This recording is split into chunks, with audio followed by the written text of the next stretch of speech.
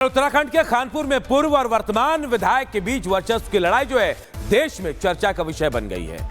खानपुर के लोगों ने देखा कि कैसे एक सोशल मीडिया में कमेंट के बाद यह लड़ाई जो है खतरनाक मोड़ पर आ गई। इसके बाद दोनों नेता गुंडागर्दी पर उतर आए और इसके बाद खानपुर के लोग शर्मिंदा हैं। रिपोर्ट देखिए।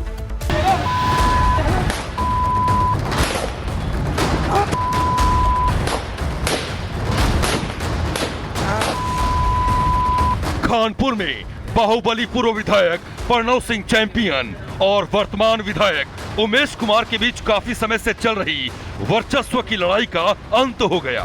फायरिंग के आरोप में प्रणव सिंह चैंपियन जेल पहुंच गए और धमकी देने के आरोप में उमेश कुमार जेल की हवा खाते खाते बच गए।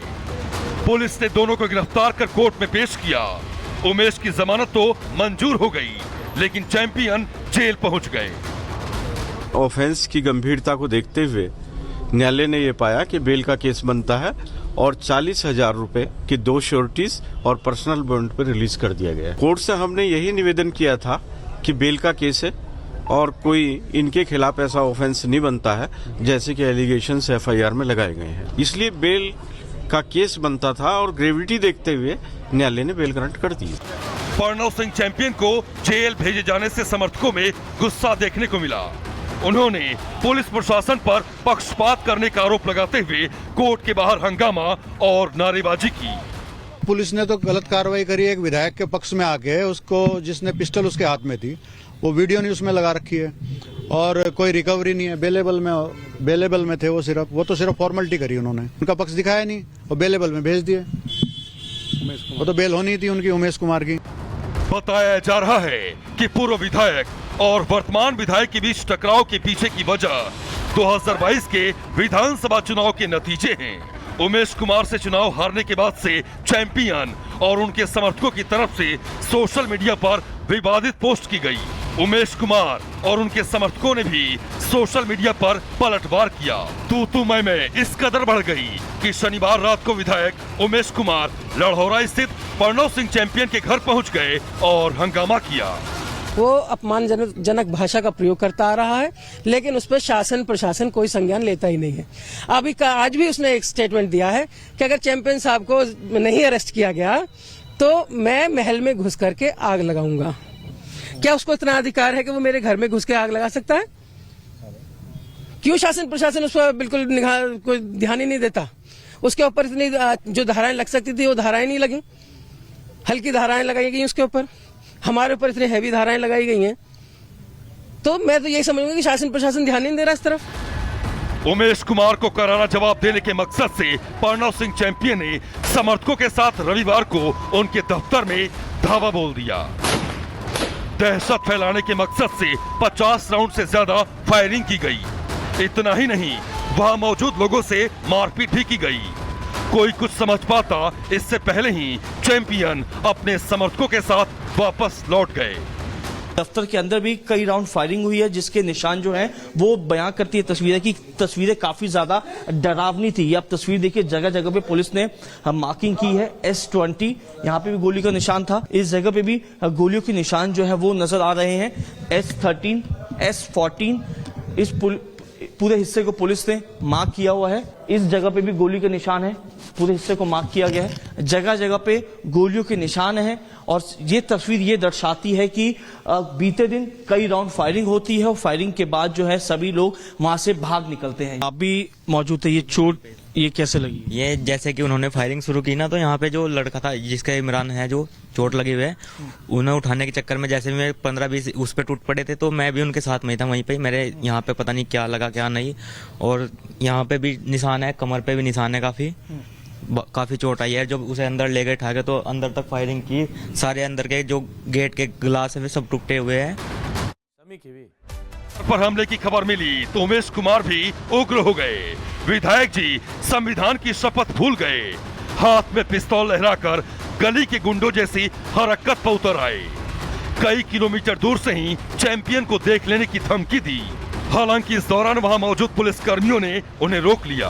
और अब बात भारत के एक दुश्मन पाकिस्तान को, जो खुद को बहुत होशियार समझता है लेकिन वो है नहीं, क्योंकि भारत पाकिस्तान और बांग्लादेश के बीच जो कुछ चल रहा है, जो साजिश भारत के खिलाफ हो रही है, पूरी तरह से उसे समझ रहा है और पाकिस्तान को भी पता है कि अब भारत से पंगा लेना आसान नहीं होगा। रिपोर्ट देखिए।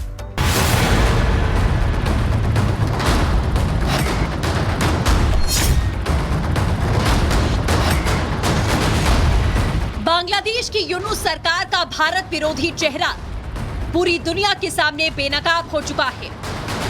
ये साफ हो चुका है कि पाकिस्तान के इशारे पर नाच रहे मोहम्मद यूनुस भारत के खिलाफ बड़ी साजिश रच रहे हैं। बांग्लादेश में भारत विरोधी ताकतों को इकट्ठा कर रहे हैं। बीते रोज बांग्लादेश में गुपचुप आईएसआई के 4 एजेंट्स का जुटान उसी साजिश का एक हिस्सा था। जानकारी के मुताबिक यूनुस ने बेहतर शातिर तरीके से आईएसआई के 4 अफसरों को ढाका बुलाया, उन्हें रंगपुर जिले का गुप्त दौरा कराया।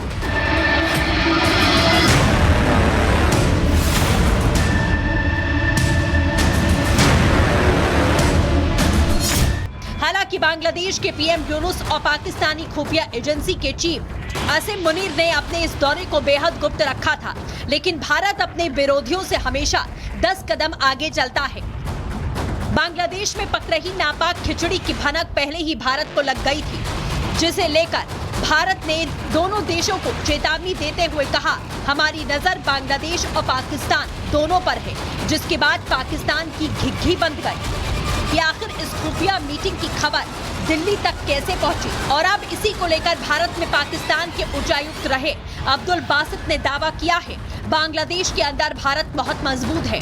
अब्दुल बासित ने एक पाकिस्तानी न्यूज चैनल को इंटरव्यू देते हुए क्या कहा, वो भी सुनिए।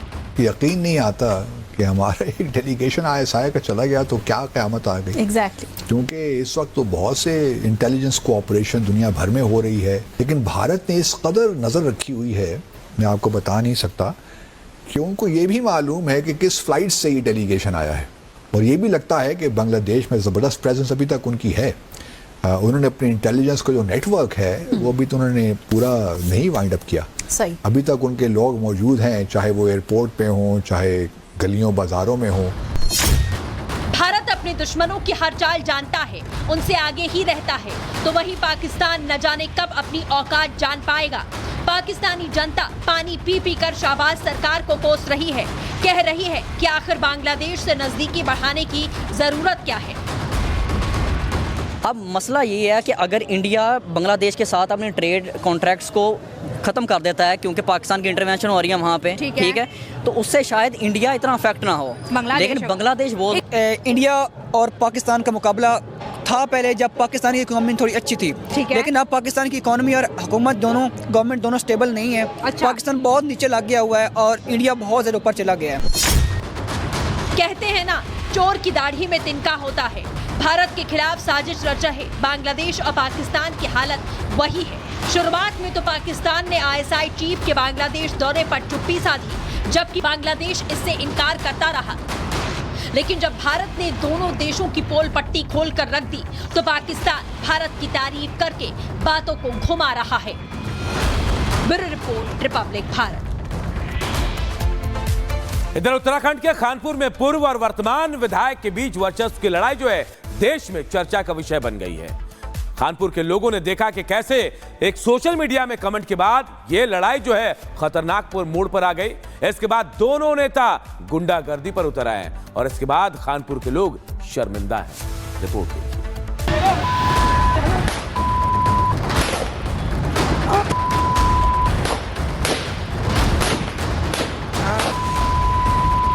खानपुर में बाहुबली पूर्व विधायक प्रणव सिंह चैंपियन और वर्तमान विधायक उमेश कुमार के बीच काफी समय से चल रही वर्चस्व की लड़ाई का अंत हो गया। फायरिंग के आरोप में प्रणव सिंह चैंपियन जेल पहुंच गए और धमकी देने के आरोप में उमेश कुमार जेल की हवा खाते खाते बच गए। पुलिस ने दोनों को गिरफ्तार कर कोर्ट में पेश किया। उमेश की जमानत तो मंजूर हो गई, लेकिन चैंपियन जेल पहुंच गए। ऑफेंस की गंभीरता को देखते हुए न्यायालय ने यह पाया कि बेल का केस बनता है और 40,000 रुपए की 2 श्योरिटीज और पर्सनल बॉन्ड पर रिलीज कर दिया गया। कोर्ट से हमने यही निवेदन किया था कि बेल का केस है और कोई इनके खिलाफ ऐसा ऑफेंस नहीं बनता है जैसे कि एलिगेशंस एफआईआर में लगाए गए हैं, इसलिए बेल का केस बनता था और ग्रेविटी देखते हुए न्यायालय ने बेल ग्रांट कर दी। बर्नल सिंह चैंपियन को जेल भेजे जाने से समर्थकों में गुस्सा देखने को मिला। उन्होंने पुलिस प्रशासन पर पक्षपात करने का आरोप लगाते हुए कोर्ट के बाहर हंगामा और नारेबाजी की। पुलिस ने तो गलत कार्रवाई करी। एक विधायक के पक्ष में आके उसको, जिसने पिस्टल उसके हाथ में थी, वो वीडियो न्यूज में लगा रखी है और